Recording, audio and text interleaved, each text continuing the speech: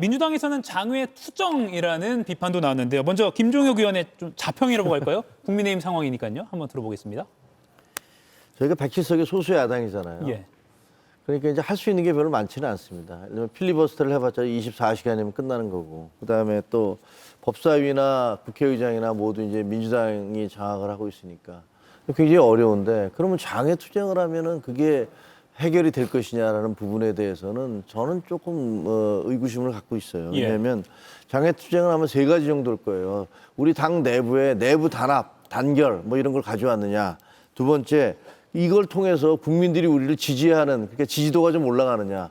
세 번째, 이런 그 장애 투쟁을 통해서 민주당의 문제점이라든가 우리가 탄압받고 있다는 것들을 확실히 보여주느냐. 뭐 이 세 가지일 텐데, 글쎄요, 이것들 이런 강경 행사들을 통해서, 이런 야외 투쟁을 통해서, 예. 장애 투쟁을 통해서 그게 이번에 이루어졌다라고 보기는 좀 어렵지 않나, 이런 생각이 듭니다. 그래서 저는 장애 투쟁보다는 지금 민주당의 여러 가지 문제점들이 있잖아요. 조희대 대법원장도 그렇고, 그리고 또 조금 있다면 이제 국정감사 시작하고 있거든요. 예. 그러니까 이런 부분에서 정권의 문제점들을 갖다 조목조목 지적하고 논리적으로 공격하는 것들이 훨씬 국민들의 지지를 얻는데 더 효과적이지 않을까, 뭐 이런 생각을 합니다. 예. 논리적 공격이 효과적이다라고 말씀하셨는데, 그러니까 어제는 논리적이지 않은 공격 같았어요. 어떻게 보셨습니까? 네, 아까 일부 사진에서 봤겠지만 뭐 일단 유튜버나 이런 그 소위 그 비정치적, 그러니까 비공개적인 자리에서 예. 쓰는 용어들이 그대로 거칠게 나왔죠. 뭐 이직 동지들이라든지, 또는 뭐 대통령이란 말을 쓰지 않겠다. 그다음에 선거 부정. 그러니까 이제 그 대통령 당선을 무효화한다, 자기들 인정하지 않겠다는 건 사실 이제 선거 결과를 그 인정하지 않는다는 거기 때문에 예. 민주주의 원칙을 훼손하는 거죠. 그런 얘기들이 이제 거침없이 쏟아져 나왔고, 아까도 김정혁 최고도 얘기하신 게 있지만 야당이 장애 투쟁을 할 수도 있어요. 저희들도 장애 투쟁을 했지만 네. 대체로 최근 들어서 그 결과가 썩 좋진 않습니다. 그 과거 민주당이든 지금 국민의힘이든 그 이유 중에 하나는, 과거에는 왜 장애 투쟁이 필요했냐면 언론 매체가 굉장히 그 권위주의 정권에 통제되면서 예. 보도를 제대로, 야당의 주장을 제대로 보도하지 않을 때 필요하죠. 그런 저렇게라도 해서 국민들에게 야당의 주장을 알리기 위해서 필요한데, 요즘은 그렇게 뭐 언론 매체가 편파적이지도 않을 뿐만 아니라 또 유튜버나 SNS 등을 통해서 다 저게 공개되기 때문에 대중들이 모르고 있지 않아요. 다 알고 있는 거예요. 예.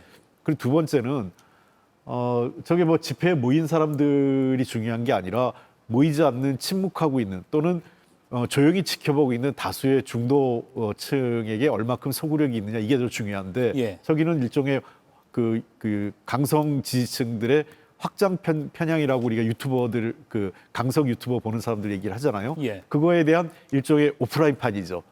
그 사람들끼리 모여서 으쌰으쌰 해도 저것이 외연 확장에 도움이 되지 않는다는 것입니다. 예.